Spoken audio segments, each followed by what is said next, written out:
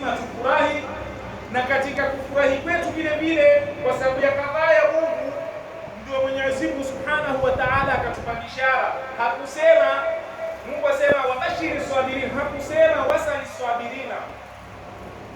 Mungu hakusema wakumbaze, akamwambia Mtume Muhammad wakumbaze wenye kusubiri wapate pumbao. La, wabashirhum, wabashiri sabirin, wape bishara njema. Nini bishara njema? Yubashiruhum rabbuhum birahmatin minhu wa ridwanin wa jannatin lahum fiha na'imun muqim. Hii ndio bishara. Kwa hiyo mzee hatuwezi kuzungumza.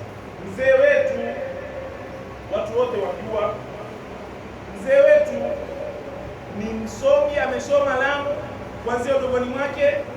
Ndiye mtu wa kwanza kutolewa katika madrasa ya Riyadha Lamu, kupelekwa kama nini, ni bi'tha, tumi, sio mtumi, tumi.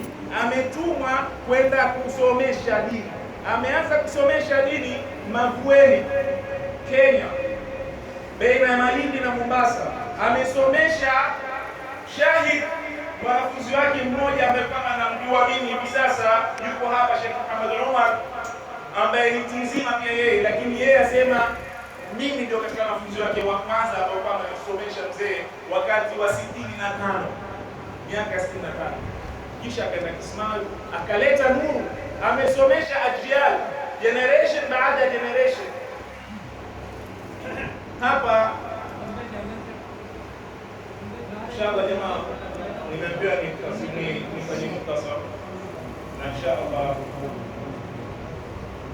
tunataka kuzungumza, lakini hatutaki kuudi wenyewe kwenye mipango, na mzee wetu haya tunazungumzia hayatoshi kabisa kumweleza. Walakin alhamdulillah wal baqa'u billah. Tuombeni Mungu inshallah kwa kazi yake aliyoifanya. Mtu wa Qur'ani, mwisho wa mazungumzo yake alikuwa zungumza Mwenyezi Mungu. Mwisho wa mazungumzo yake alikuwa ameshika msahafu, kaenda choni, ndio mambo yake kaishia hapo. Mwisho wake subhanallah akafukuliwa na ameshika nini? Msahafu. Assalamu alaykum wa rahmatullahi wa barakatuh.